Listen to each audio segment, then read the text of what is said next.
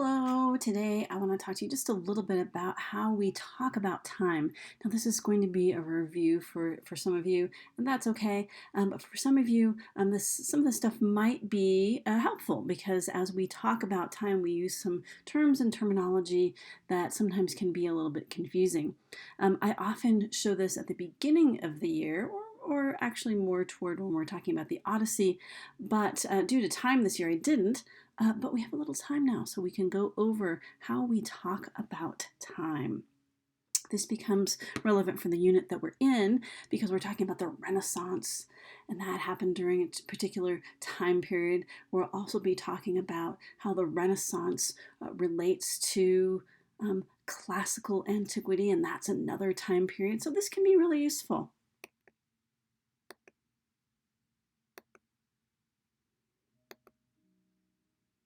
So first, let's talk about some basic terms. So of course, you've heard the term BC when you're talking about dates. So you might hear the term 500 BC, and that simply means before Christ. And that just denotes a time frame before that meant the year that many believe that Jesus Christ was born. Now, something about BC is that it's growing more common to hear people talk about BCE instead of BC. So BC instead of BCE, rather, instead of BC. And BCE just means before Common Era. Now, there's a couple of reasons for this change.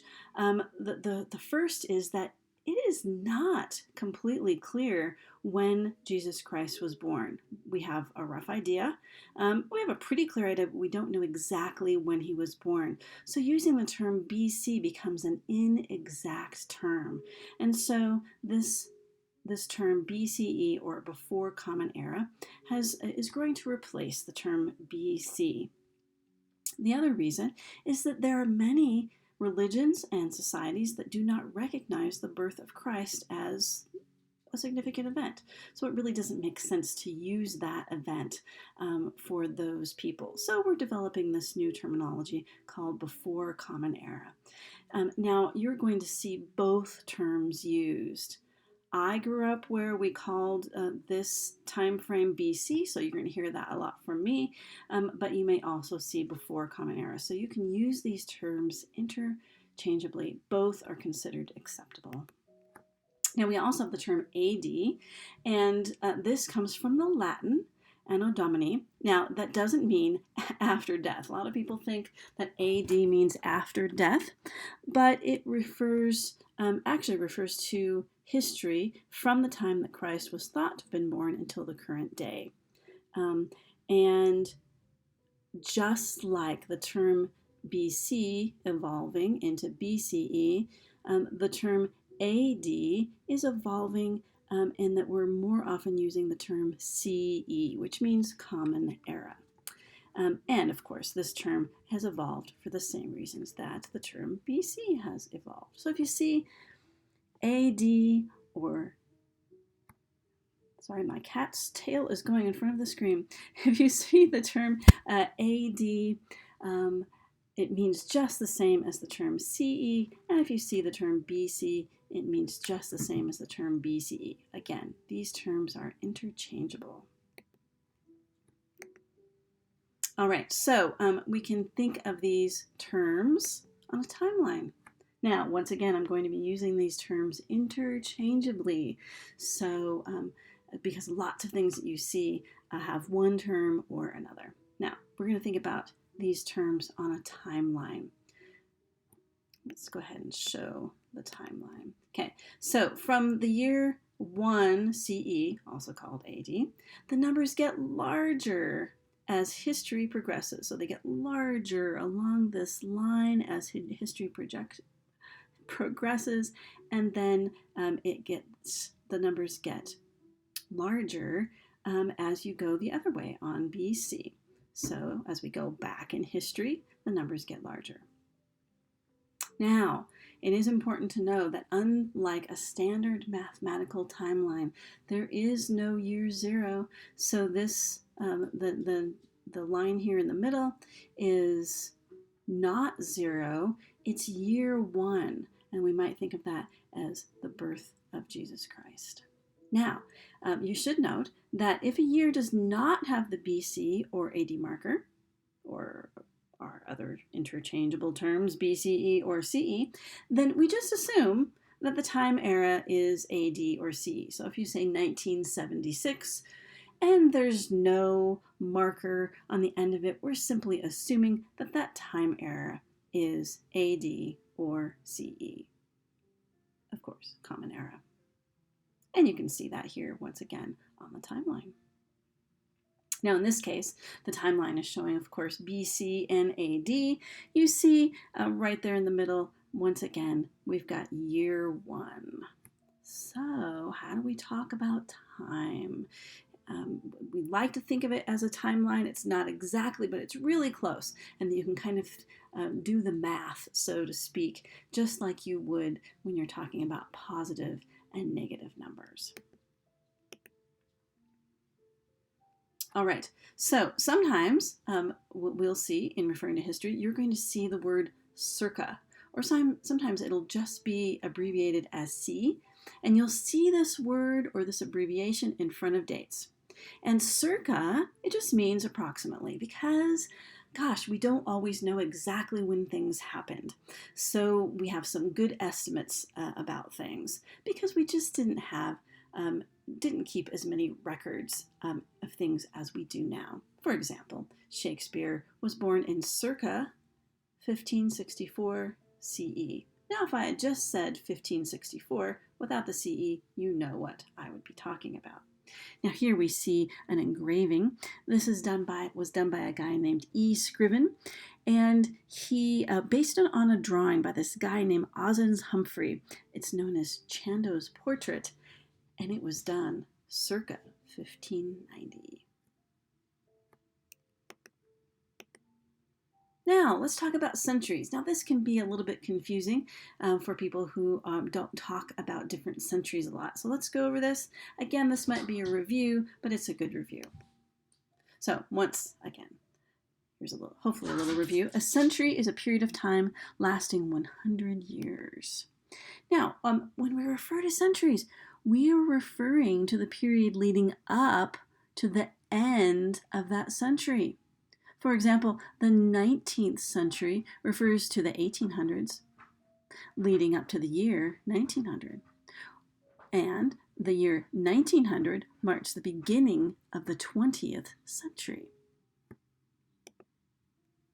So you kind of think of it in the same way that you think of your birthday. So think of a newborn. A newborn is born in its first year of life, but the baby doesn't actually turn 1 year old until its first birthday. Similarly, I am in my 54th year of life, but I don't turn 54 until November. So it works the same way when we're talking about centuries. Right now, in the year 2020, we're near the beginning of the 21st century. So the 1400s mark the 15th century and so on.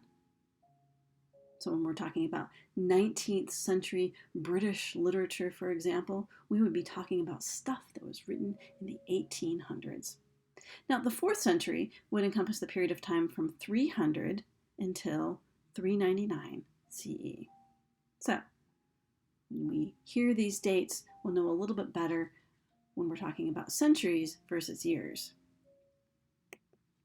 All right, let's talk briefly about historical time periods. The reason we talk about this now is that we're talking about the Renaissance, which we'll get more information about, but we're also talking about what period of time did the Renaissance want to go back to. So here's some early European time periods. You guys don't need to take intensive notes on this. This is just some information. So when you hear the term classical antiquity, that's a period of time from 700 BC through 600 AD. So that's spanning that year 1 year on that timeline. Now, that's a broad term for a very long period of cultural history centering on the Mediterranean Sea and comprising civilizations in ancient Greece and Rome, known as the Greco-Roman world. It is also considered the period in which Greek and Roman society flourished and wielded great influence throughout Europe, North Africa, and the Middle East. And this is the period we're going to find that the Renaissance is really looking to go back to revive some of the great things that were happening during that time frame. Now, ancient Greece, you can also think of this as Greece and the Near East.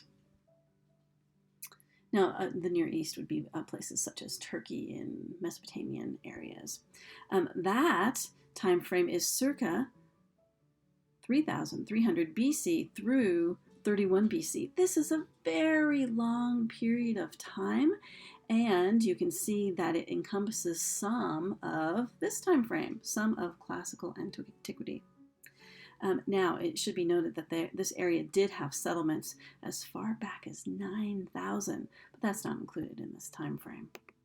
Then we also have ancient Rome, and that goes from 753 BC through 476 AD, again, spanning that year one on our timeline. So we've got some ancient civilizations here. So when our Renaissance artists and writers, etc., were trying to go back in time, they were looking mostly at classical antiquity and ancient Rome as far as the time that they were wanting to have a rebirth of.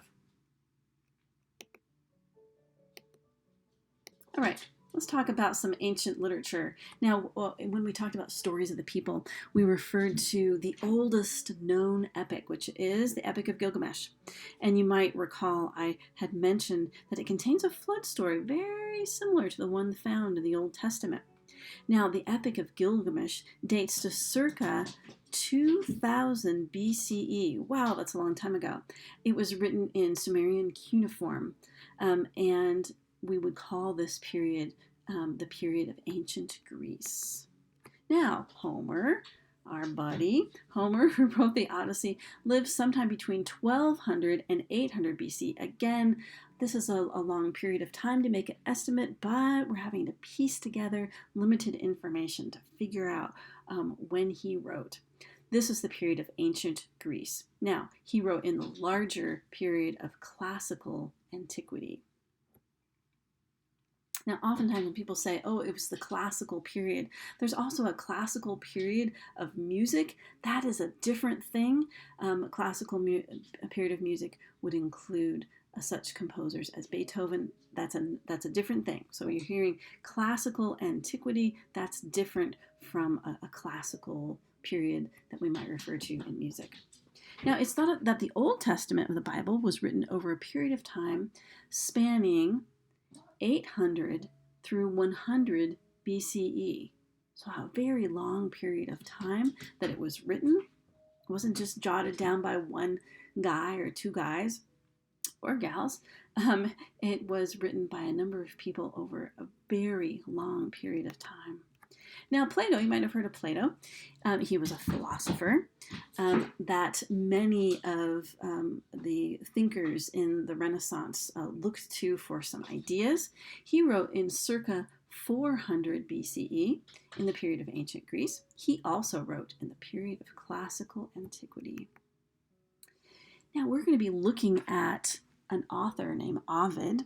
He wrote the Metamorphoses in circa 8 CE in the period of ancient Rome. So remember that in the Renaissance, they were looking to the Greeks and the Romans to come up with some of their ideas about what culture should look like, what art should look like, etc. He wrote also in the period of classical antiquity. We're going to be looking at a piece by Ovid. So the Metamorphoses is a wonderful larger piece, but we're going to be looking at a piece in that that was a precursor to Romeo and Juliet, perhaps an inspiration to Romeo and Juliet, which makes sense since Renaissance writers were looking to the ancients for inspiration. Now, it's thought that the New Testament of the Bible was written over a period of time spanning 50 to 110 CE, so after the birth of Christ. Oftentimes we think that these individuals were writing about Christ during the time when he was actually alive, and this is not the case. The New Testament was written by numerous people over this period of time. Let's look quickly at some European eras. Please don't write all these down. This is mostly just to put things in some context.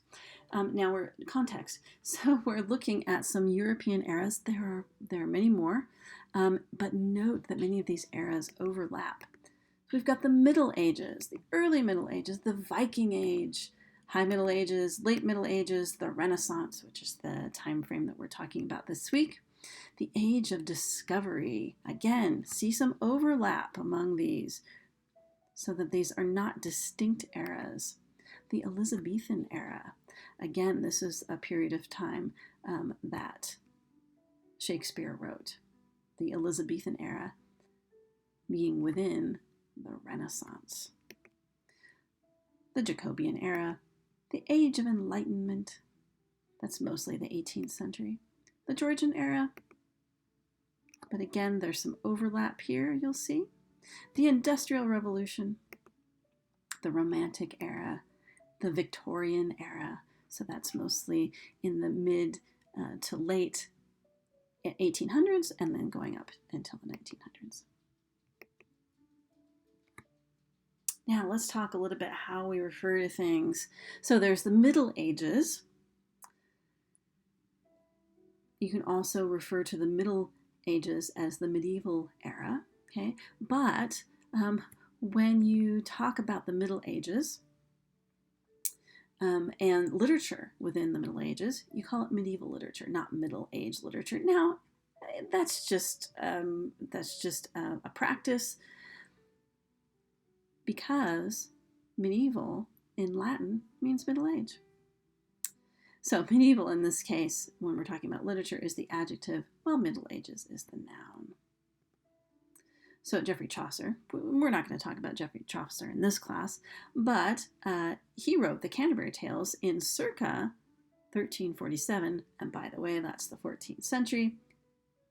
The Canterbury Tales was written in the late Middle Ages and is considered medieval literature. Now, Shakespeare, he wrote Taming of the Shrew, that's one of his comedies, by the way, very famous comedy, between 1590 and 1592. His sonnets were written circa 1592 to 1598, and Romeo and Juliet, which is the piece that we're going to be looking at, was written between 1591 and 1596. And we can say that Shakespeare wrote in the Renaissance era and in the Elizabethan era. Now, these eras overlap. The Elizabethan era is just a smaller part of the Renaissance era. And we can say that the Renaissance is at the end of the Middle Ages. And you can even say the medieval era. So that gives you some context.